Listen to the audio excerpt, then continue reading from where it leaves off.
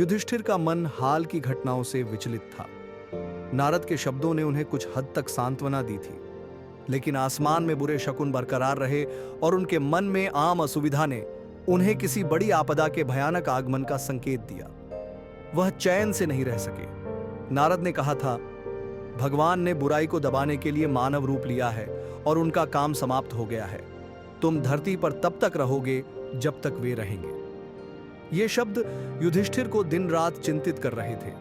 और फिर अर्जुन, जो कृष्ण के साथ गया था, वापस नहीं आया था। जब से वह गया था तब से कई महीने बीत चुके थे। युधिष्ठिर भीम से अपनी चिंताओं के बारे में बता रहे थे। उन्होंने कहा, भीम, मैं बहुत चिंतित हूं। जब से पूज्य नारद ने हमें बताया कि प्रभु, जिनका उद्देश्य पूरा हो चुका है, वह मानव रूप जो उन्होंने धारण किया है उसे उतारने के लिए तैयार हैं। जैसे कि एक अभिनेता ने जो कपड़े पहने थे उस भूमिका के लिए जो वह निभा रहे थे, मेरा मन भय से भरा हुआ है। क्या तुम्हें लगता है कि हमारे कृष्ण जा सकते हैं? कृष्ण जो हमारे लिए सब कुछ रहे हैं, क्या तुम्हें लगता है कि वह हमें छोड़कर चले जाएंगे? मुझे डर है, बहुत ज्यादा डर है कि यह होने वाला है, और वह भी बहुत जल्दी। धरती के चेहरे पर अचानक खराबी आ गई है। लोग अधर्म की ओर और अधिक झुकते जा रहे हैं। क्रोध, लालच और असत्य मनुष्यों के मन में प्रभावी होते जा रहे हैं। लोग पाखंडी बनते जा रहे हैं और उनका प्राकृतिक प्रेम पिता और माता और बड़ों के प्रति तेजी से कम होता जा रहा है। मुझे बहुत डर है कि कली, चौथा चरण, पृथ्वी पर कदम रख चुका है और माता पृथ्वी ने वह महिमा खो दी है जो इन सभी वर्षों से उनकी रही है, क्योंकि कृष्ण के पवित्र पैर अब उसे नहीं सजाएंगे। भीम, मुझे डर लग रहा है। अर्जुन द्वारका से लौट आया। वह धीमे और थके हुए कदमों से अपने भाई की ओर चला। उसकी आंखों से आंसू बरस रहे थे और उसका चेहरा जमीन की ओर झुका हुआ था। उसमें कोई चमक नहीं थी। वह सीधे राजा के पास गया, उसके पैरों पर गिरा और उठे बिना उसके पैरों को पकड़ लिया। युधिष्ठिर कांप रहे थे और उनका दिल सामान्य रूप से धड़क नहीं रहा था। उनकी आवाज भी कांप रही थी जब उन्होंने अर्जुन को उठाया और पूछा, अर्जुन, क्या हुआ? क्या तुम बीमार हो या तुम्हारा मन किसी दर्द की वजह से बीमार है? क्या बात है? क्या द्वारका में सब ठीक है? मुझे बताओ कि हमारे प्रिय कृष्ण कैसे हैं? अर्जुन खड़ा चुप था। उसका चेहरा, जैसे उसका दिल, सभी खुशियों से खाली था और उसने अपनी आंखें दोनों हाथों से पोंछते हुए एक पल के लिए खड़ा रहा। उसका मन अपने प्रिय कृष्ण की ओर गया और आंसुओं से भरी अपनी आवाज में उसने कहा, हमें धोखा दिया गया है महाराज, हमें भाग्य द्वारा धोखा दिया गया है। द्वारका में कोई कृष्ण नहीं है। क्यों? वहां कोई द्वारका ही नहीं। जब उन्होंने उसे होश में लाया तो अर्जुन ने खुद को संयत किया और उन्हें बताया कि कैसे सभी यादव मारे गए थे और कैसे उनका कोई निशान अब पृथ्वी पर नहीं बचा था।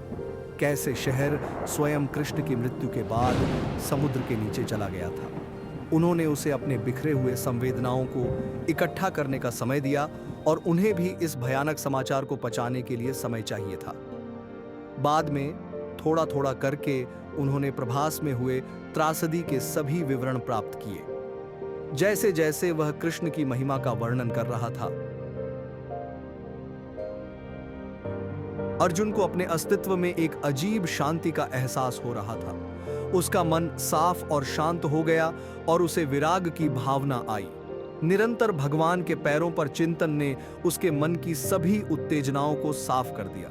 वर्षों पहले कृष्ण ने उसे ब्रह्म विद्या सिखाई थी और वह भी युद्ध क्षेत्र में। अब और शायद केवल अब, इन सभी वर्षों के बाद अर्जुन ने पाया कि उसने आखिरकार समझ लिया था कि कृष्ण क्या कहना चाहते थे। उसे पता था कि यह दुख भ्रम की वजह से होता है।